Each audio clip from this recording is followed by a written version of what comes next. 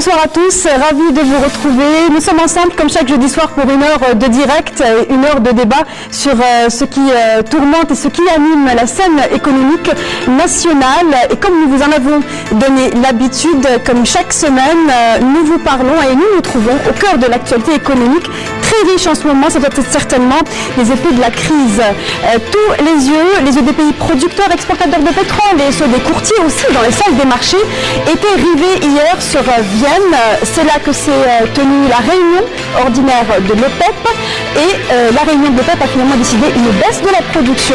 Les pays de l'organisation ont finalement entériné la décision d'Alger qui est de baisser la production de 3 200 000 barils par jour avec pour objectif bien entendu faire remonter les prix du baril tombé de 114 $, rappelez-vous c'était en 2014 à moins de 50 $ aujourd'hui. Alors ce soir on va tenter de comprendre déjà comment l'OPEP en est arrivé à retirer à peu près 1 200 000 barils jour et d'autres quantités seront retirées à l'horizon des mois à venir puisque les pays européens vont devoir également s'y mettre. Comment le marché va-t-il réagir et est-ce que cela va-t-il être suffisant en termes de répercussions sur le prix, le fameux rééquilibrage des prix tant attendu par les pays exportateurs et producteurs de pétrole comme l'Algérie. Nos invités sont là pour répondre à nos questions. Bonsoir messieurs et merci d'avoir accepté notre invitation. Moustapha Mkidesh, bonsoir. Merci. Vous êtes président du mécanisme africain d'évolution pour les pairs. L'évaluation pour les pairs, merci d'être là. Et je rappelle également que vous êtes l'auteur de votre dernier ouvrage qui s'intitule Résilience et désordre de l'économie algérienne. Merci d'être là. À vos côtés, nous avons un politologue, un spécialiste, on va dire, dans les questions liées à la géopolitique, Monsieur Mohamed Sibachir, bonsoir. Bonsoir. Vous êtes enseignant-chercheur à l'université d'Alger.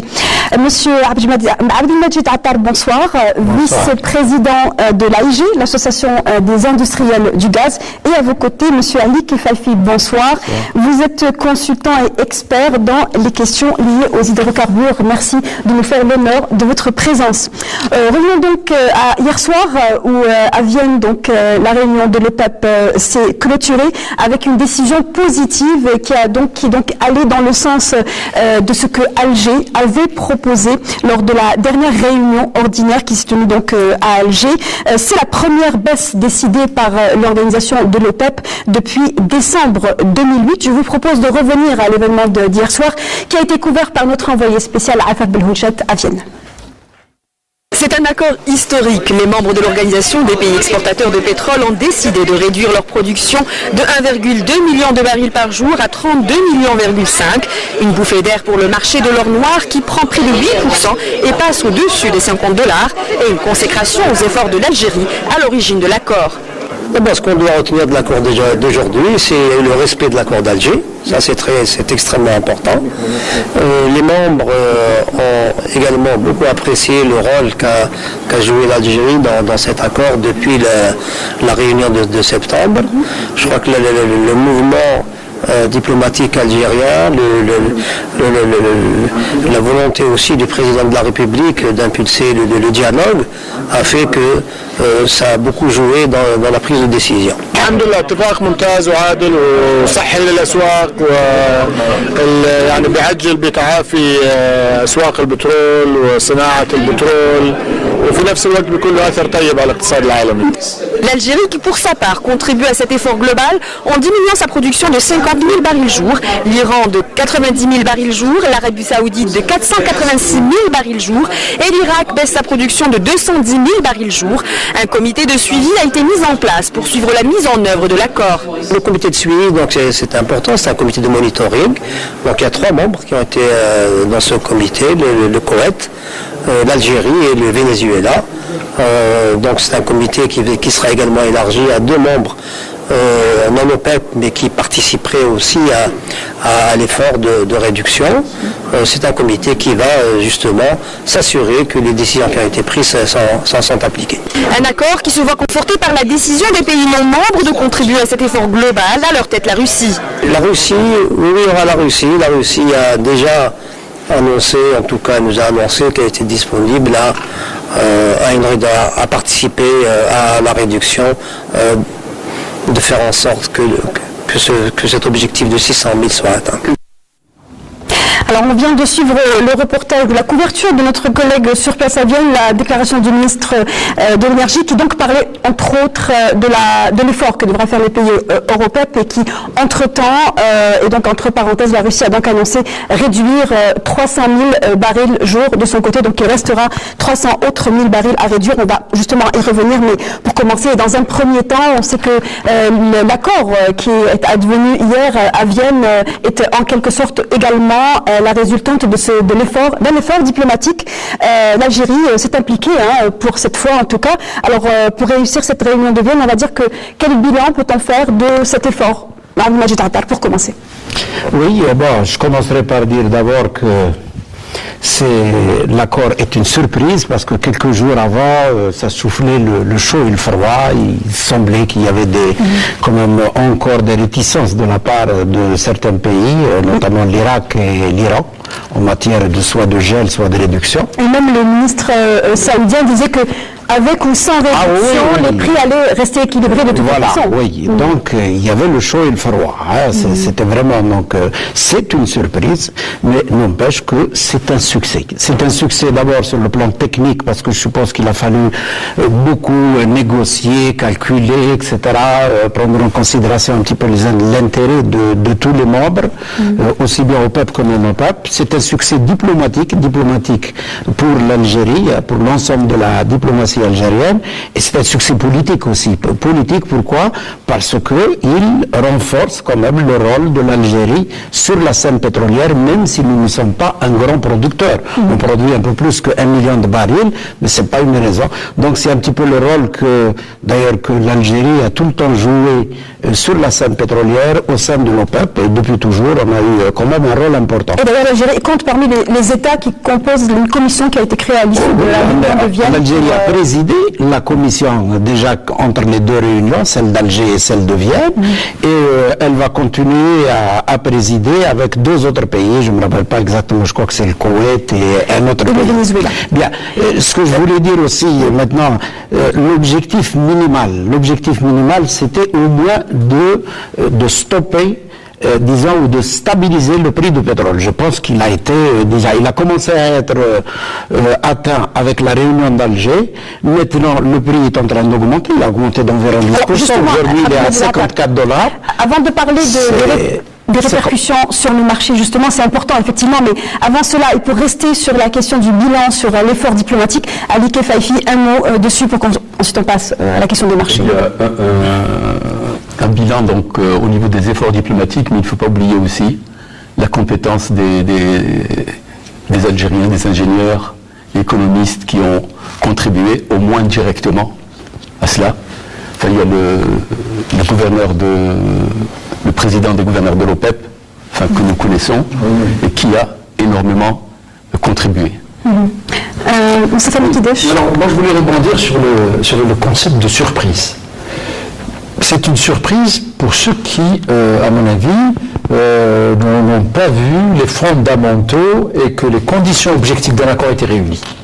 À Alger, elles étaient réunies à Vienne. Elles étaient réunies à Alger parce que à Alger, donc il y a eu, là aussi, on a dit, c'est une surprise, on a même dit, à partir de la déclaration du ministre iranien de l'énergie, qui a été interprété comme un échec. Et la presse algérienne, une partie de la presse algérienne et internationale s'est engouffrée pour dire que ça va être l'échec.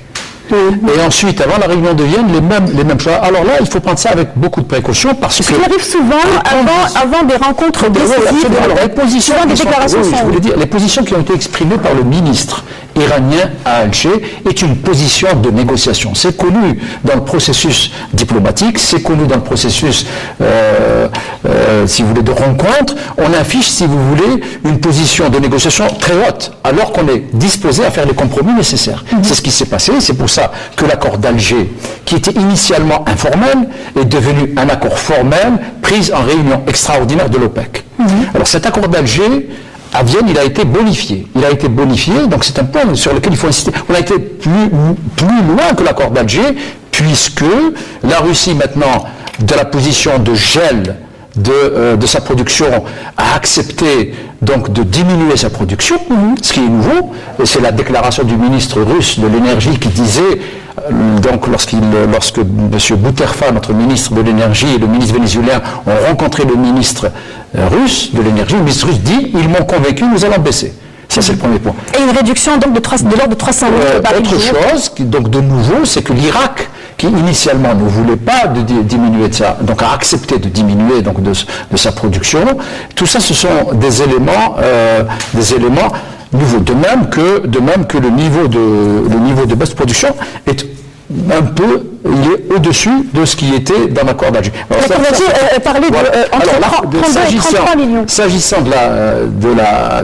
si vous voulez, de la surprise, à mon avis, les fondamentaux étaient là pour que ce processus soit une réussite. Et c'est une réussite diplomatique, vous le dites. Et je soutiens tout à fait ce que dit Ali Kefaifi.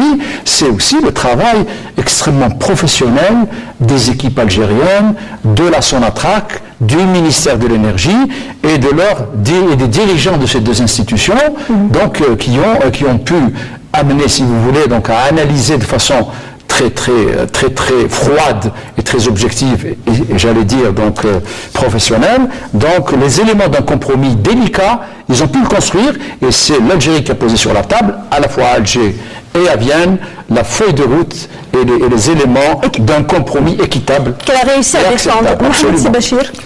Pour ma part, je vais rebondir aussi sur ce qu'a dit M. Mikidesh. Pourquoi ? Parce qu'en arrière-plan de la réunion de Vienne, il y avait 3 foyers de tension. La Libye, le Yémen et la Syrie. D'une part, il y avait la Russie et l'Iran qui soutiennent ce qui se passe en Syrie notamment, et quelque part en Libye, ils sont acteurs, et quelques acteurs du Golfe aussi, l'Arabie Saoudite et les Émirats Arabes Unis et le Qatar. Mais malgré ça, l'Algérie au milieu, on a réussi un accord, comme a dit M. Attal, au minima. Cet accord va donner de l'élan pour ce qu'on attend de l'avenir de ces foyers de tension, parce qu'on attend que la trêve soit déclarée à Alep, avec ce qui s'est passé notamment ces jours-ci, et sur le front du Yémen, et sur le front, ce qui nous intéresse, nous les Algériens, au Maghreb, le front de la Libye. De la Libye, puisqu'il y a une proximité. Alors, effectivement, les tensions géopolitiques ne sont pas là pour arranger les choses, et effectivement, elles étaient l'un des éléments qui tendaient à croire qu'une décision ou un consensus n'allait pas être pris. Alors, répercussions maintenant sur le marché. Le PEP retire donc 1,2 million barils du marché. Est-ce que ce sera suffisant pour rééquilibrer les cours, sachant qu'il y a plusieurs paramètres et sachant aussi que nous sommes réellement aujourd'hui dans un paradigme d'offres et de demandes. C'est cela qui aujourd'hui dirige le marché. Oui. Alors, c'est pour ça que je disais que le résultat minima, c'est déjà stabiliser le prix. Et c'est parce que l'objectif initial, c'était surtout empêcher que le prix ne descende en dessous de $40. Voilà, c'était ça l'objectif principal. C'était le minimum en cas de gel. Maintenant qu'ils ont décidé, effectivement, l'OPEP réduit de 1,2 million. Les pays non OPEP, en principe, c'est 600 000. Nous sommes certains maintenant de 300 000 de la Russie, mais il y a 300 autres 000 qui restent à négocier avec les autres pays, notamment l'Azerbaïdjan, le Kazakhstan, le Mexique et peut-être d'autres pays qui vont se joindre. Alors, tout ceci a permis déjà au prix d'atteindre pratiquement les $54 aujourd'hui. Il peut monter encore un peu plus. Est-ce qu'il peut baisser aussi? Je ne pense pas. Je ne pense pas qu'il puisse baisser pour le moment, pour la simple raison que les gens maintenant, enfin tous les analystes, le marché maintenant ne regarde que cet accord, que cette baisse de 1,8 million. 1,8 million minimum. Ça équivaut déjà à peu près au surplus qu'il y a sur le marché. Bien que les chiffres qu'il y a, ils sont vraiment variables. Il y en a qui disent il y a 1,5 million, il y en a qui disent il y en a 2 millions, 2,5 millions. On sait que l'Arabie Saoudite a produit comme elle n'a jamais produit durant ces dernières années. Écoutez, si vous voulez mon avis, c'est eux qui ont... Personne ne détient.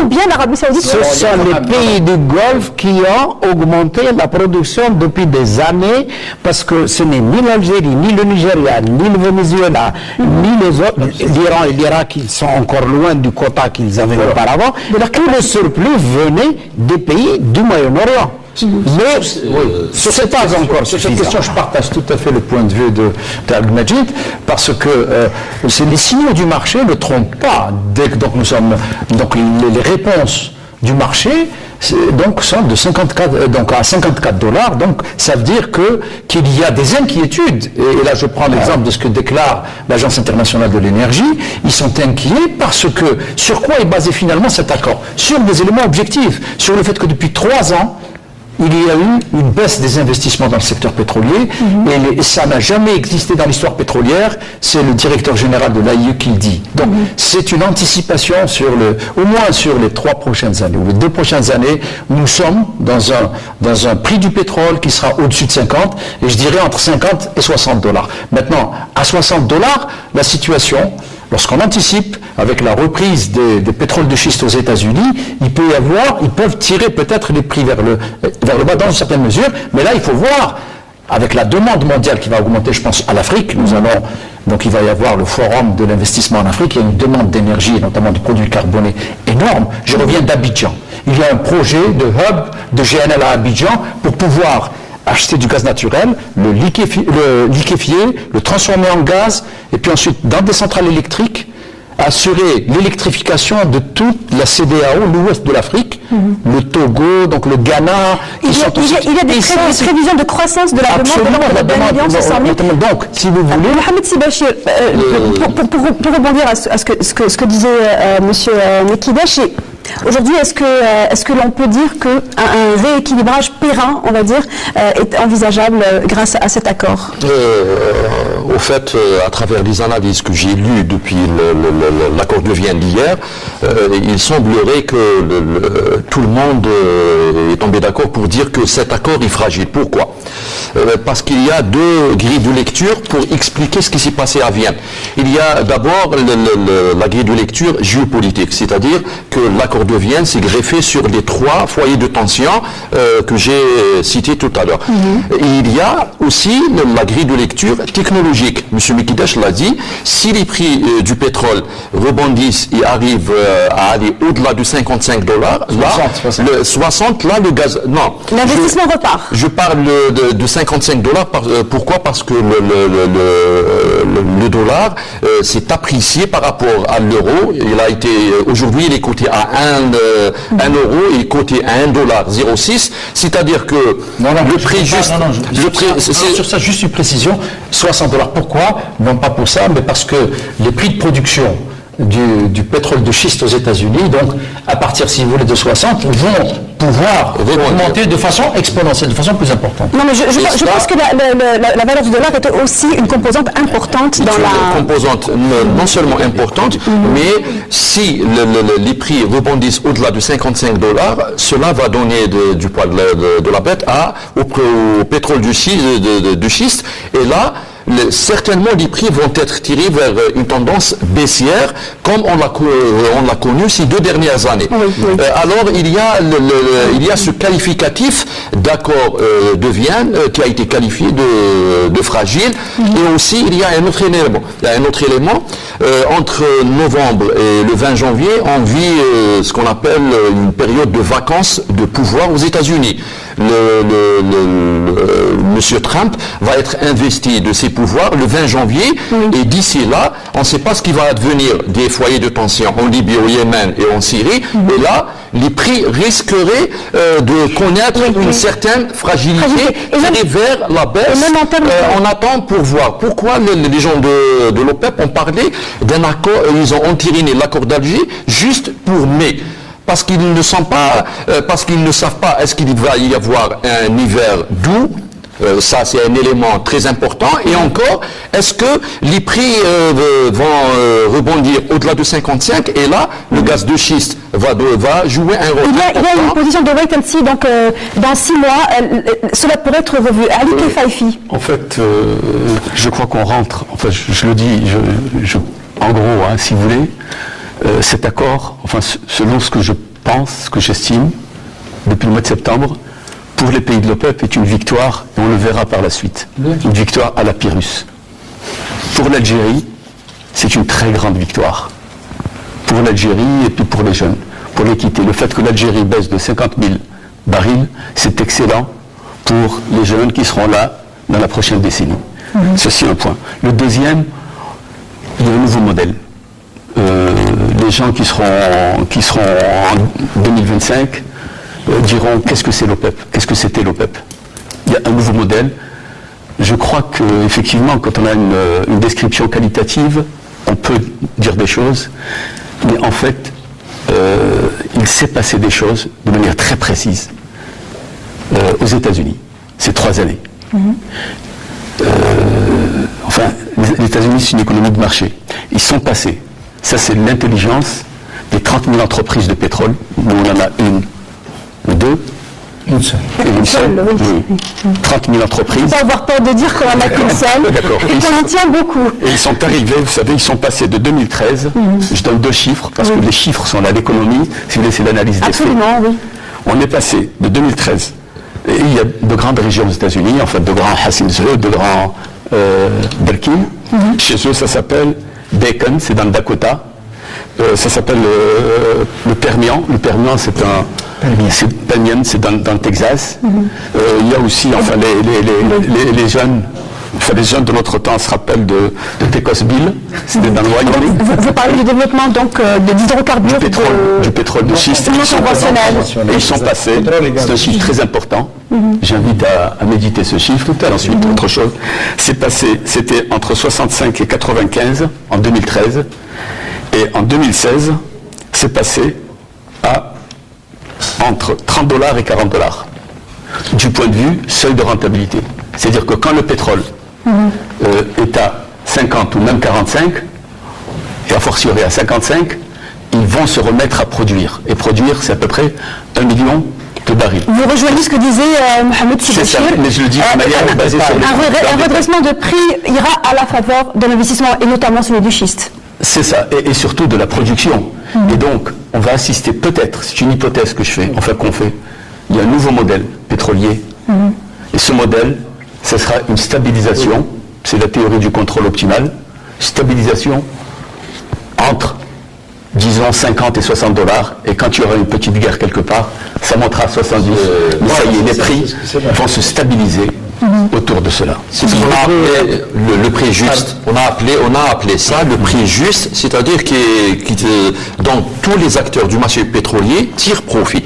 Et ceux qui sont dans le marché du pétrole non conventionnel et ceux des hydrocarbures fossiles. Et puis il y a l'autre paramètre peut-être à prendre en considération, c'est que ces nombreux producteurs de gaz de schiste et de pétrole de schiste se sont très bien et très vite adaptés aux barils faibles, c'est-à-dire qu'ils ont réussi sur le plan du management de leurs entreprises à réduire leurs coûts et à pouvoir soutenir un baril faible. Écoutez, moi j'aimerais qu'on fasse sans trop de chiffres, mais une analyse qui montre un petit peu que les choses sont en train de changer dans le monde. Le modèle énergétique, le modèle de consommation dans le monde est en train de changer. Il y a une nouvelle distribution des ressources, des capacités de production, des consommations, etc. Tout est en train de changer. Quand le prix a augmenté à partir de 2003, 2004, etc., le prix a fait du mal aux économies de l'OCDE. Les pays de l'OCDE qui consommaient la plus grosse partie des ressources énergétiques, et si par exemple si on met dans le panier tout le G20 qui consomme 80% des ressources de la consommation énergétique, c'est le G20. C'est pas les pays africains ou tel pays. Bien. Donc ça leur a fait du mal. Ils ont tout de suite adopté de nouvelles politiques. Les États-Unis, je prends les États-Unis puisqu'on parlait du gaz de schiste et du pétrole de schiste, ils ont commencé à développer le gaz de schiste au début des années 2000. Et c'est vrai qu'à cette époque-là, il fallait un prix même supérieur à $80 pour que ça soit rentable. Mais dès que le prix a commencé à baisser en 2014, ils se sont adaptés, ils ont développé les technologies, ils ont réduit les coûts, et comme le disait M. Kifaifi, aujourd'hui, la majorité, disons la moyenne. À 45 $, vous avez au minimum 50% de la production en gaz de schiste et en pétrole de schiste qui est rentable. Je prends l'exemple qu'il a donné, le Permien, je connais le chiffre exact, à 35 $ le baril, le Permien aux États-Unis produit du pétrole de schiste rentable. Voilà ce qui se passe actuellement. Bien, je continue, c'est très important. C'est-à-dire, il y a eu une augmentation, les pays se sont adaptés. Et qu'est-ce qui se passe aujourd'hui dans les pays de l'OCDE, par exemple, aujourd'hui? Ils sont en train de diminuer la consommation pétrolière. Je vous donne deux chiffres. En 2015, les pays de l'OCDE avaient besoin de 41 millions de barils, 41,5 exactement. En 2020, ils auront besoin de 39,8. En 2040, c'est 29,8. Ça veut dire qu'en 25 ans, ils vont baisser leur consommation de 11,7 millions de barils. Ils sont en train de s'adapter avec les économies d'énergie. Attendez. Il y a aussi les économies émergentes dont la croissance est prévue. Je vais y venir, c'est très important. Laissez-moi terminer, comme ça c'est le fil pour que ça soit complet. Donc, ils vont diminuer leur consommation en hydrocarbures. Tandis que les non-OCDE, effectivement, il y a l'Inde à l'intérieur, il y a la Chine, il y a l'Afrique, par exemple, cité tout à l'heure par M. Mekidesh, mais qui ne va pas augmenter beaucoup sa consommation. L'Afrique qui va passer pratiquement de 3,6 à 4,2 en 2020 seulement. C'est pas un gros consommateur, l'Afrique. C'est pas un gros consommateur. Ça ne l'est pas aujourd'hui et ça ne le sera que dans 10 ou 15 ans. Bien. Non. Donc, les pays, les non-OCDE, ce sont eux qui vont augmenter d'ici 2020 leur consommation. Non, c'est pour dire simplement que les plus grosses consommations, ça va être l'Asie, l'Afrique et le Moyen-Orient. Surtout le Moyen-Orient. Surtout le Moyen-Orient. L'Arabie Saoudite, c'est l'un des plus gros consommateurs de pétrole au Moyen-Orient à cause des conditions climatiques. C'est pour dire que les choses sont en train de changer. Tout à fait, je partage les éléments de l'analyse. C'est ça le défi de demain, c'est-à-dire que aujourd'hui c'est vrai, on a augmenté le prix. S'il dépasse 60 $, le gaz de schiste, le pétrole de schiste, il va revenir sur le marché, sauf s'il y a un équilibre offre-demande, c'est-à-dire que de l'autre côté aussi, c'est-à-dire les pays non OCDE, on adopte d'autres politiques. En Algérie, par exemple, on a besoin d'une politique en économie d'énergie renouvelable, etc. Mais pour revenir à ce paramètre schiste, puisqu'il revient dans vos propos souvent, l'élément nouveau, c'est bien évidemment l'élection du nouveau président américain, Donald Trump. Aujourd'hui, il a affiché une position lors de sa campagne, une position qui est très offensive, notamment sur le plan de la production. Je vais tout de même poser ma question. Il annonce qu'il sera, en tout cas qu'il va favoriser la production, la création d'emplois et notamment la production et l'investissement dans le domaine des hydrocarbures non conventionnels. Cela signifie qu'il va y avoir des quantités supplémentaires, que les stocks américains vont augmenter. Ce paramètre est pris en compte également dans les perspectives de prix. Moi, je voulais simplement remettre en perspective les éléments du débat, pour être clair. Je partage tout à fait les éléments d'analyse qui ont été introduits par Ali et par Abdelmajid. C'est tout à fait... Alors, il y a des éléments, si vous voulez, d'analyse. Je parle du moyen terme, parce que l'accord de Vienne n'est pas un accord fragile, c'est un accord sur lequel il va y avoir peut-être des éléments de volatilité qui vont intervenir sur les prix du marché. Donc, et à partir d'un seuil qui serait 60 $, pourquoi? Et c'est la position de l'AIE, parce qu'à ce niveau de prix, donc les hydrocarbures de schiste vont augmenter aux États-Unis, c'est clair, c'est très clair. Mais ce n'est pas... Mais vous ne répondez pas à la question. J'arrive. Suivre le cours du débat pour qu'on puisse avancer. Laissez-moi parler. Le deuxième élément de l'analyse... Par rapport à la politique américaine. Tout à fait. Je vous rappelle que, puisque vous... C'est lié, finalement. Vous savez que Obama, premier mandat, première campagne électorale de Obama, Green Energy, il est venu avec un programme pour développer les énergies vertes. On a vu le résultat, c'est sous Obama que les États-Unis d'Amérique sont devenus indépendants du point de vue hydrocarbures, liquide et gazeux, et il a développé le gazeux, hydrocarbures, liquide, ça va venir, si on se met dans la perspective que vous signalez. Sur le plan gazeux, donc, ils sont indépendants. Donc, de telle sorte qu'ils autorisent même les exportations de gaz à partir des États-Unis. Ils ne l'ont pas fait pour le pétrole parce qu'ils sont encore en demande. Ce que je veux dire, c'est qu'il y a cette baisse des investissements par les opérateurs internationaux depuis 3 ans. C'est un élément d'inquiétude, c'est-à-dire que l'offre qui devait être si les investissements avaient été faits, donc pour couvrir la demande, ne sont plus là. Et c'est pour ça que, si vous voulez, les nouveaux investissements, y compris de pétrole de schiste aux États-Unis, donc avec la décision, avec le comité de suivi de maintenir les niveaux de production de l'OPEP, inquiètent les marchés et ne seront pas peut-être suffisants pour pouvoir couvrir. Après $60, après, dans 2 ans, dans 3 ans, les choses pourraient changer dans la scène énergétique parce que le bon de choses en matière d'accord sur les changements climatiques. Je pense qu'on a compris l'idée, Moussa. Tout à fait. L'accord est fragile. Il n'est pas fragile, cher ami. Si vous permettez, Alors l'accord est fragile, il ne l'est pas. Si vous permettez, justement sur le caractère fragile de l'accord de Vienne.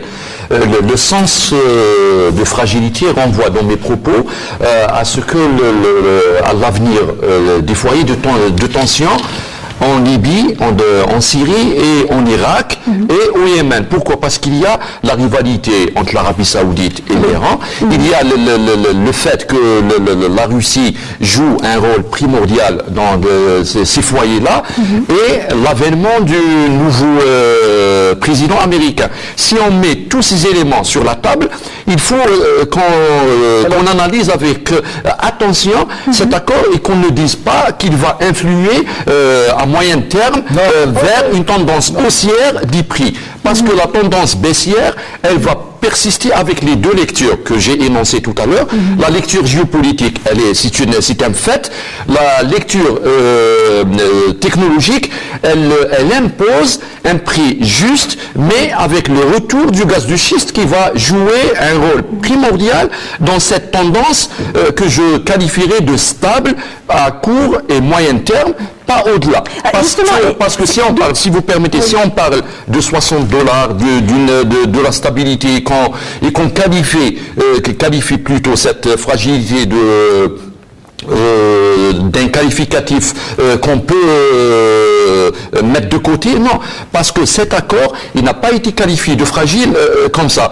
Les analystes sont tombés d'accord à partir d'hier pour dire que il faut faire attention à tous ces éléments, notamment ce qui se passe l'initiative de revoir, ou en tout cas, pas de revoir, mais en tout cas, la durée de cet accord est de 6 mois, renouvelable. Donc il y a bien une raison. Le fait de mettre cela dans une durée précise. Alors, concernant le partage de la baisse de production, on rappelle que l'Arabie Saoudite est celle qui réduit le plus. 400, si vous permettez, madame, on va avancer juste 400, un élément. 486 000, on va revenir vers vous.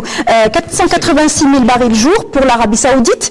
En seconde position, l'Irak, 210 000 barils jour. L'Iran, elle, ne baisse que de 90 000 barils jour. Faut-il croire aujourd'hui que l'Arabie Saoudite est en train de faire volte-face face à son rival de toujours, qui est l'Iran, en termes de politique, une volte-face qui visait initialement, qui au départ inondait le marché, aujourd'hui, elle fait marche arrière. Allez-y, Abdelmajid Attal. Non, elle n'a pas fait volte-face. L'Arabie Saoudite a fait ses calculs, parfaitement bien faire ses calculs. Ils ont baissé de 300 000 barils jour pour la simple raison que au cours de cette, un peu plus, 486, parce que c'est au cours de cette période, c'est-à-dire entre l'automne, la fin de l'automne et l'hiver, que généralement eux-mêmes consomment beaucoup moins de pétrole.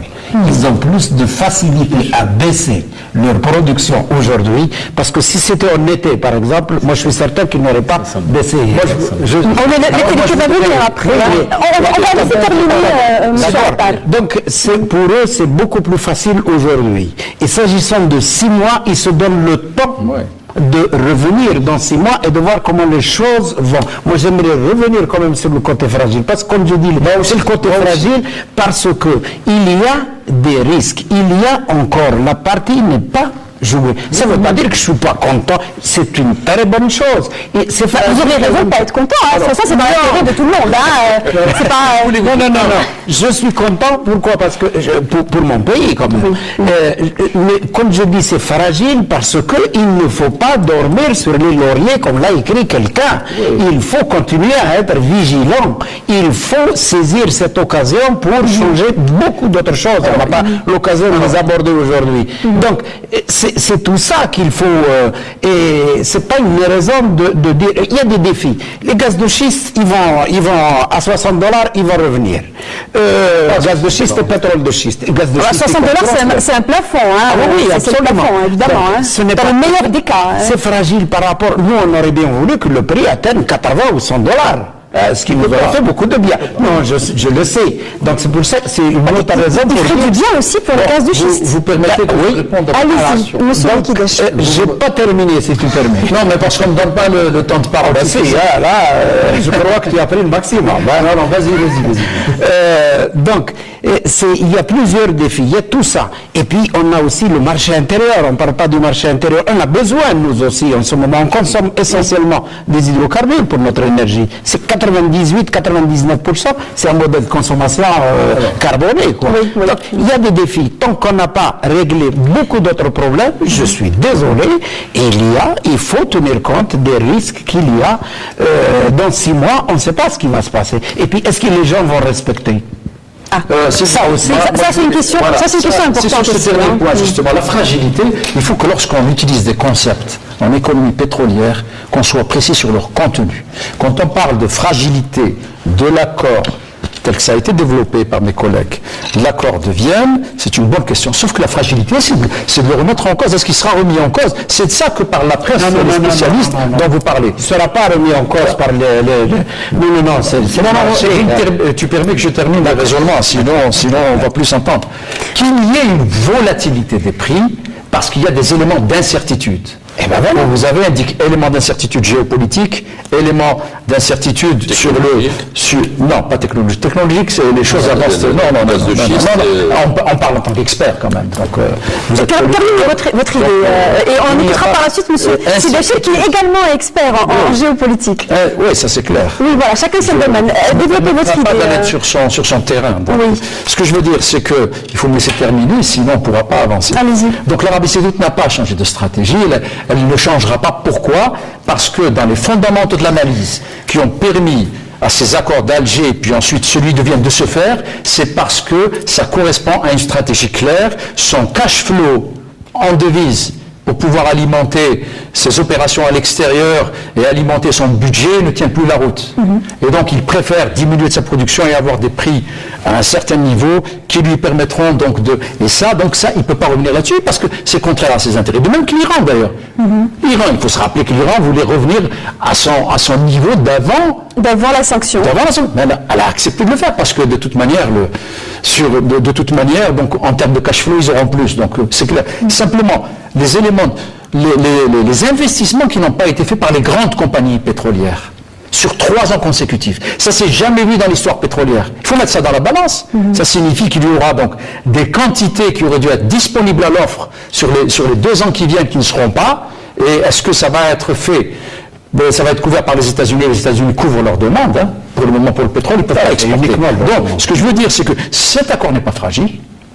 Je pense qu'on a compris. Cet accord. Donc les éléments, je pense que l'idée est suffisamment les éléments introduits par mes collègues, par Abdelmajid et Ali et vous-même, sur le fait que, si vous voulez, les fondamentaux du marché vont bouger, mais c'est d'ici 2 ans, 3 ans, donc on peut avoir une situation au-delà de $60 qui risque effectivement de reposer. Ça, évidemment, ça pose des défis au niveau interne, au plan algérien, donc sur le plan de la nécessité pour nous d'avoir, si vous voulez, donc des politiques de non-gaspillage de l'énergie carbonée, donc des politiques de prix sur les tarifs, et ça exige aussi d'avoir des politiques de réduction de la consommation, de rationalisation de l'utilisation de l'énergie.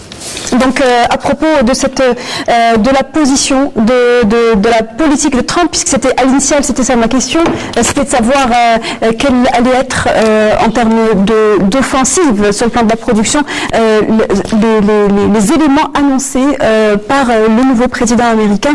Et est-ce que ces éléments-là vont-ils être déterminants dans ce qui va advenir des équilibres de prix? Moi, je vais citer juste un élément que M. Trump a fait une déclaration il y a quelques jours qui remettrait en cause l'accord sur le dossier nucléaire avec l'Iran.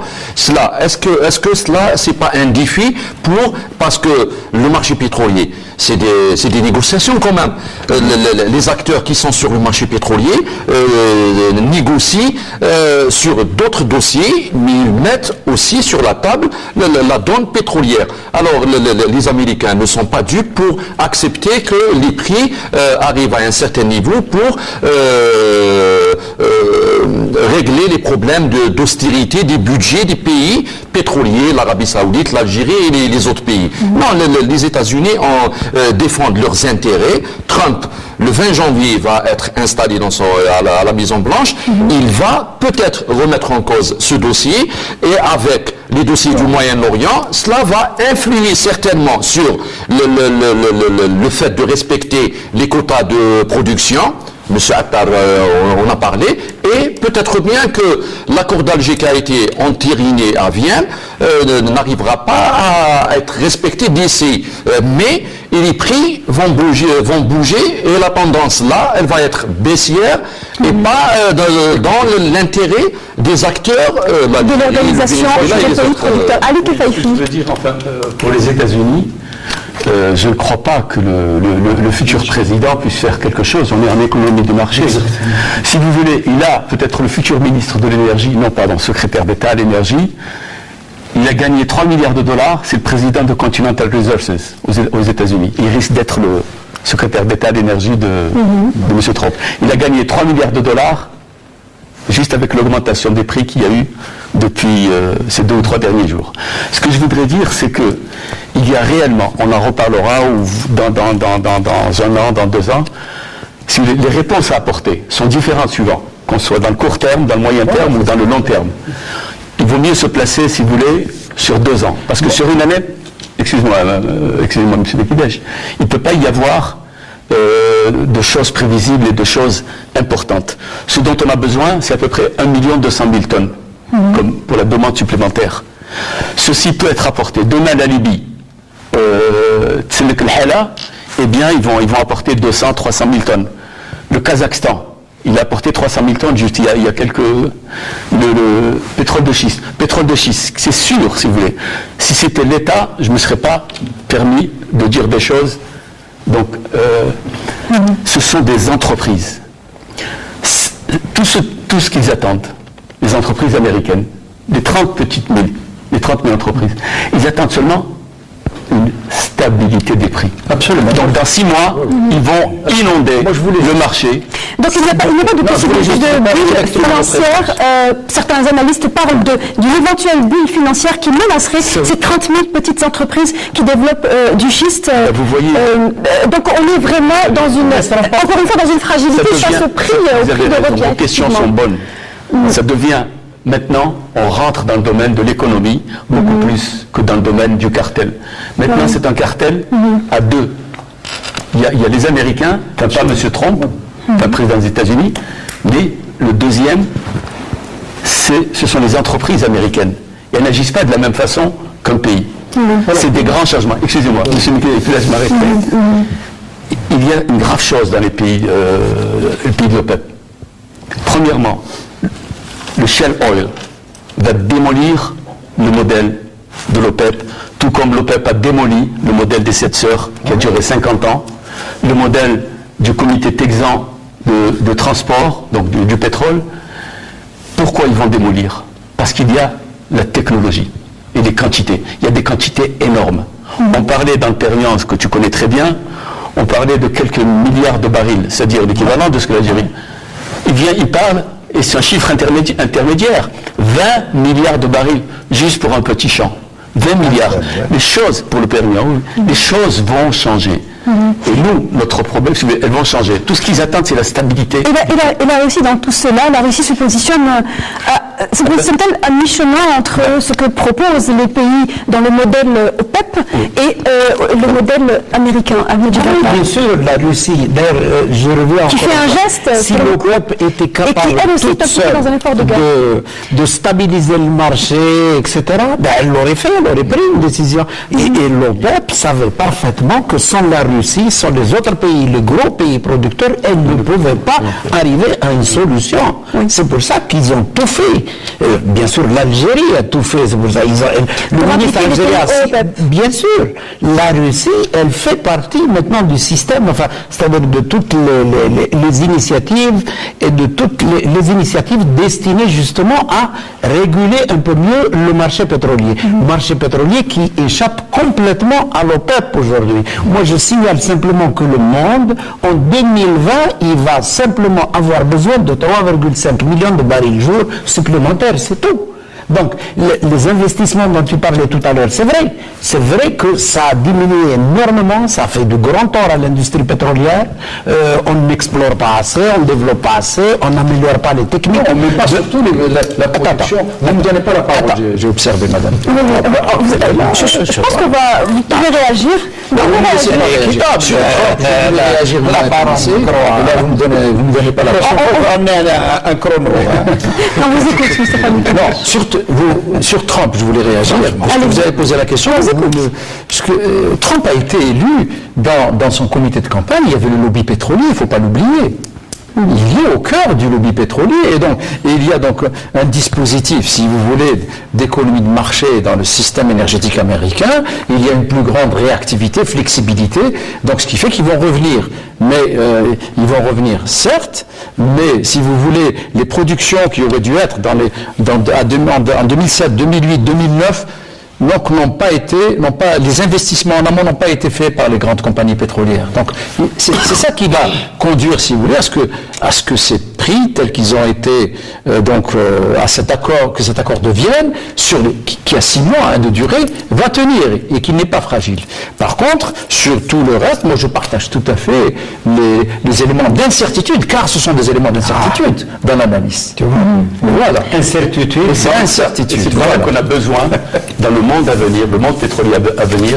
Nous avons besoin pas d'explications, mais d'éléments transversaux pour le modèle. Et notre ami, justement, vous aurez de plus en plus raison, parce qu'on rentre maintenant, on sort du monopole, du cartel pétrolier, et on rentre dans un modèle. Il y a aussi un autre défi, dont je parlerai, pourquoi ça va précipiter dans les prochaines années, je ne parle pas pour cette année, c'est le fait, comme le disait M. Appar, il a parfaitement raison de le dire, je ne parle pas de l'Algérie, l'Arabie Saoudite, les petits calculs montrent, en 2030, leur production suffira, donc les 10 millions de barils jour, mais qui vont descendre avec la déplétion, vont suffire uniquement pour la consommation. Donc ils n'auront aucune exportation.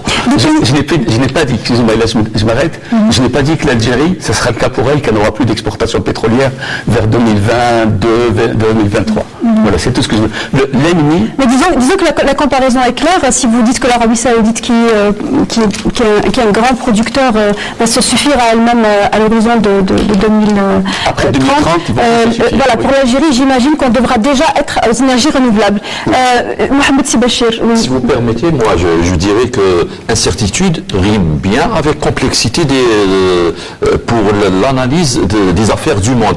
Parce qu'on ne peut pas analyser les affaires du monde sans ces éléments d'incertitude qui lisent bien la complexité, qui permettent les degrés de lecture pertinentes notamment du marché pétrolier. Parce que si on n'a pas ces éléments d'incertitude, on ne pourra pas qualifier l'accord de Vienne de fragile. Et pourquoi on l'a dit? Parce qu'on est réaliste, parce que nous on ne parle pas de ce que le monde devrait faire, mais de ce que le monde est aujourd'hui. Le monde est fait de complexité, il y a des rivalités, tout cela va jouer certainement sur l'accord de Vienne qui risquerait de ne pas être entériné au-delà de mai, parce qu'il y a ces éléments justement. Je pense qu'on a compris l'idée. Selon vous, comment la Russie en est arrivée à elle qui on le sait, est dans une optique d'effort de guerre et donc soutien des pays en conflit, à céder sur 300 000 barils jour. Est-ce qu'il y a eu en parallèle, puisque on sait que le ministre iranien est sorti de la réunion hier de Vienne avec un signe de V face aux journalistes, ont l'air de dire victoire, c'est-à-dire qu'on nous a pas réduit beaucoup de la production. Est-ce qu'il y a lieu de voir un compromis entre ces deux éléments, selon vous? Si vous permettez, j'ai un autre élément d'incertitude, parce qu'il ne faut pas oublier que le conflit en Syrie se greffe sur des découvertes offshore entre le Chypre, le Liban, Israël, l'État hébreu et l'Égypte, où il se dit, dans les milieux pétroliers, qu'il y a énormément de pétrole. Et là, si la crise syrienne s'arrête, l'élément d'incertitude, cet élément va jouer certainement sur les prix avec une tendance baissière. Donc, qu'on ne se permettrait pas d'imaginer d'ici 2 ans ou 3 ans. Moi, je voulais juste dire sur cette politique fiction, les éléments de politique fiction sur le fait de dire que Trump va venir remettre en cause l'accord nucléaire signé avec l'Iran, c'est déjà, on est dans la politique fiction. C'est des éléments. C'est un détail. Mais ça reste une déclaration. Mohamed Sibachir a cité une déclaration de l'actuel président américain, c'est juste ça. Sur l'accord de Vienne, il s'est quand même fait dans une situation géopolitique de grande guerre au niveau d'Alep. Donc où le régime de Bachar el-Assad est en train de reconquérir Alep. S'il y a une situation plus chrysogène que cela, citez-moi une situation plus chrysogène. Je vais dans le champ de la géopolitique. Donc, par conséquent, y compris avec ces éléments d'indétermination géopolitique, sécuritaire, et également sur le plan de la sphère énergétique elle-même, l'accord a été fait. On avait dit que l'accord d'Alger était fragile, l'accord de l'OPEP, c'est pas l'accord d'Algérie. Ensuite, on vient de dire maintenant, l'accord de Vienne est fragile. Ça, ce sont des discours qui ne sont pas... Vous êtes en train de tourner en rond, permettez-moi de vous le dire, fragile, pas fragile. Je pense que les points de vue des uns et des autres ont été clairement évoqués. Al-Majid Attar, je vais vous permettre de répondre. Oui, mais vous parliez tout à l'heure d'un élément important, c'est-à-dire la capacité maintenant aux pays producteurs et exportateurs de pétrole, membres de l'OPEP, a évolué avec un temps qui désormais n'est plus au cartel et n'est plus à l'organisation. Est-ce qu'aujourd'hui les pays OPEP, et notamment l'Algérie, sont conscients de cela et sont prêts également à suivre cette mutation, puisque finalement aujourd'hui le peuple n'a plus lieu d'être? C'est un petit peu ce que vous disiez. Lieu d'être, mais en tout cas... Non, pas du tout. On va écouter c'est un espace de concertation, de communication, de coopération. Il faut qu'elle continue à exister. Mais insuffisant pour infléchir les prix, c'est bien ce que vous disiez. Oui, bien sûr. Il faut essayer de fédérer d'autres pays. Hors OPEP, il faut essayer, parce que nous avons des intérêts communs avec la Russie, avec le Mexique, avec le Kazakhstan, c'est ça, l'OPEP ne peut plus travailler comme elle le faisait autrefois, c'est-à-dire en vase clos. Elle a besoin de l'appui de la Russie, du Kazakhstan, du Mexique, etc., face aux autres pays. Maintenant, l'OPEP... Elle a besoin de changer ses modèles de production et de s'adapter avec ce que le marché donne de mieux. Vous citiez les États-Unis tout à l'heure. On est d'accord. Non, les États-Unis sont complètement hors normes. C'est pour ça, moi, ce que je voulais dire, c'était l'accord nucléaire ou je ne sais plus quoi. C'est pas ça qui va influencer. Ce n'est pas... c'est le marché, c'est-à-dire aujourd'hui, c'est le modèle de consommation. C'est pour ça que je disais tout à l'heure, le modèle de consommation dans le monde est en train de changer. Les pays ne consomment plus l'énergie, enfin les mêmes ressources, les mêmes quantités, n'utilisent plus les mêmes technologies, etc. Le monde est en train de changer, on est obligé de nous adapter à ce monde-là. Voilà pourquoi je dis, c'est pour ça. Donc quand tu vois qu'en face de toi, un client, quelqu'un qui achète le pétrole algérien ou le gaz algérien, dans la mesure où il a vu ce que ça lui a coûté pendant une décennie d'augmentation.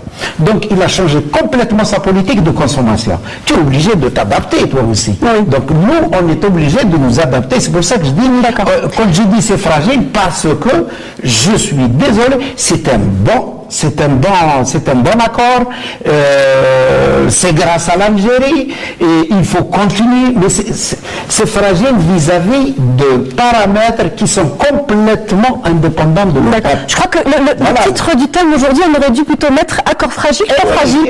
Je crois qu'on aura fini finalement l'émission à essayer de se partager le point de vue. Ali Kefaifi, je poserai ma question parce que j'y tiens. Autrement, l'OPEP, le devenir de l'OPEP, comment le voyez-vous dans les 20 prochaines années? Comment voyez-vous l'OPEP? Peut-être dans les 20 prochaines années, et peut-être même avant, je m'en tiens aux faits, aux signes.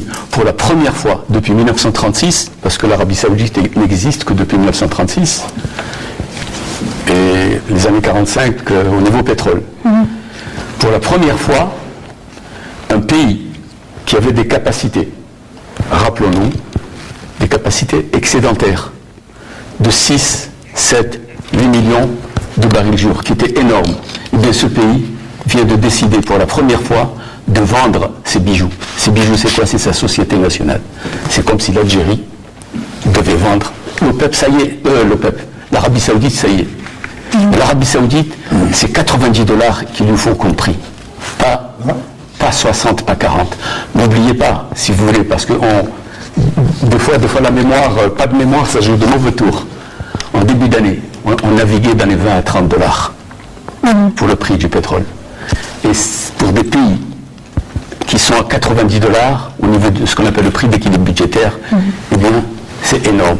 Ce que je pense, c'est qu'avant la fin de l'OPEP, c'est sûr, l'OPEP, ça y est, ça a changé. L'OPEP, ça a changé. Et avec le retour de la Libye, le retour du Nigeria, etc., ça va encore changer avec les apports de pétrole. L'OPEP disparaîtra, je pèse mes mots, disparaîtra parce qu'il n'y aura plus de pétrole à exporter. Voilà, c'est ce que je veux. Moi, jusqu'à 2040 quand même. Alors justement, il nous reste encore 3 minutes et sur cette note à la fois peut-être objective, clairvoyante, parce que finalement il est important de voir loin. Mais optimiste aussi, dans l'action, comme Gramsci le disait, justement, pessimiste. Voilà, peut apporter les idées et justement amener à l'action. L'Algérie aujourd'hui, elle réduit 50 000 barils par jour, c'est évidemment pas grand-chose en termes de production. Qu'est-ce que cela augure-t-il pour les finances, puisque on est bien dans une histoire de comptabilité. Le principal de ce que nous engrangeons sort de la fiscalité. On va faire un dernier tour de table, allez-y. Moi, je pense que la réduction de 50 000 d'abord, puisque vous avez posé la question, elle n'est pas très importante et elle ne pèsera pas beaucoup sur les recettes d'exportation algérienne. D'autant plus qu'on peut la remplacer facilement avec des quantités de gaz qu'on va avoir d'ailleurs, puisqu'il y a de nouveaux gisements qui vont entrer en production, et du condensat ou du GPL qui n'est pas compris dans le quota de l'Algérie. Maintenant, la leçon qu'on doit tirer de cela, ça veut dire, moi, ce que c'est beaucoup plus, c'est faire attention d'abord au marché intérieur. On doit obligatoirement et le plus rapidement possible mettre en place un modèle de consommation énergétique qui consomme le moins d'hydrocarbures pour en laisser le plus aux générations futures. Et notamment le gaz aussi, parce que vous en parlez. Le gaz est encore beaucoup plus important. Moi, j'ai pas voulu parler du gaz. Le gaz est plus important pour moi pour le pétrole. C'est lui qui va assurer la transition énergétique avec les énergies renouvelables, avec l'économie d'énergie, etc. Ce n'est pas le pétrole. Donc, on voit que on parle depuis tout à l'heure d'un prix entre 50 et 60 $. Ça veut dire que c'est un prix qui permet effectivement d'équilibrer le budget, mais qui ne couvre pas encore la totalité des exportations et encore moins une bonne partie du budget de fonctionnement. Donc ça veut dire qu'on en a encore pour 2, 3, 4 ans, 5 ans peut-être, pour, si on va avec ce prix-là, voilà de difficultés ou de tensions financières. De gestion, il va falloir gérer de près ces ressources, il va falloir modifier tout simplement son économie. Aujourd'hui, on n'est pas là pour parler de l'économie algérienne. Je dirais juste un mot pour terminer. Il faut diversifier notre économie le plus rapidement possible parce qu'on ne peut pas continuer avec les hydrocarbures. Plus tard, les hydrocarbures, c'est tout simplement la sécurité énergétique de l'Algérie. Merci de me donner la parole. 3 éléments de conclusion. 1, donc les perspectives pour l'Algérie, pour mon pays, les perspectives budgétaires triennales qui ont été arrêtées sur des fiscalités pétrolières assises sur $50 sur les 3 prochains exercices, à mon avis, ça c'était une hypothèse, maintenant ça se concrétise, et donc les niveaux de prix seront au-dessus de $50, ils seront, de mon point de vue, de $50 à $60 sur ces 3 prochains exercices, ce qui fait que la situation, mais même à $80, madame, on ne passe pas la route. C'est pour ça qu'il va falloir préparer les éléments de diversification de l'économie et les éléments également de rationalisation de la consommation budgétaire. J'ai été faire un tour dans les stations-service d'Abidjan. Hier, j'étais donc en Côte d'Ivoire. Vous savez combien que le prix du litre de gazole est super donné un prix? C'est 120 dinars, 1 euro. 1 euro. 1 euro. Donc, si vous voulez, on est nous, dans des niveaux de prix absolument qui n'ont aucun rapport avec les équilibres du marché. Il faut que l'opinion publique le sache, et il faut que nous puissions... Alors, nous sommes sur le point de rendre l'antenne, Moustapha Mekidesh, donc je vais devoir dire à M. Le PEC a encore un rôle à jouer, contrairement à ce que vous avez affirmé. Très bien, je pense que le message est passé pour le coup. Moi, je dirais en un mot, il faut sortir de la logique de la rente. Il faut sortir de la logique de la rente. Et diversifier l'économie. Merci, monsieur Mohamed Sibachir. Je rappelle que vous êtes enseignant-chercheur à l'Université d'Alger et spécialisé en géopolitique. Merci d'avoir été parmi nous. Monsieur Moustapha Mekidesh, merci. Je rappelle que vous êtes président de l'organisme Mécanisme d'évaluation par les pairs. Voilà. Un organisme. Vous aurez été jusqu'au bout. Et puis alors, pour enfoncer le clou, on va préciser que vous venez d'éditer votre dernier ouvrage que nous allons voir tout de suite, que vous allez voir sur l'écran tout de suite, qui s'appelle Résilience et désordre de l'économie algérienne, que vous pouvez trouver dans les bonnes librairies. Merci à vous, Abdelmajid Attar, d'avoir été avec nous. Je rappelle que vous êtes le président de l'AIG. Et merci à vous, Ali Kefaifi, qui êtes consultant et expert en hydrocarbures. Et je rappelle également que vous contribuez de votre connaissance et votre savoir-faire avec le ministère de l'Industrie dans le cadre de ce projet qui est la diversification de l'économie. Et nous vous inviterons avec plaisir lorsque nous aborderons cette thématique. Merci à vous de nous avoir suivis jusqu'au bout. Cette émission, vous pourrez la voir et la revoir sur notre page Facebook, La Semaine Éco, également sur notre chaîne YouTube. On se retrouve la semaine prochaine pour vous parler de ce fameux événement qui se prépare, le Forum africain de l'investissement et des affaires. Très bonne soirée à tous.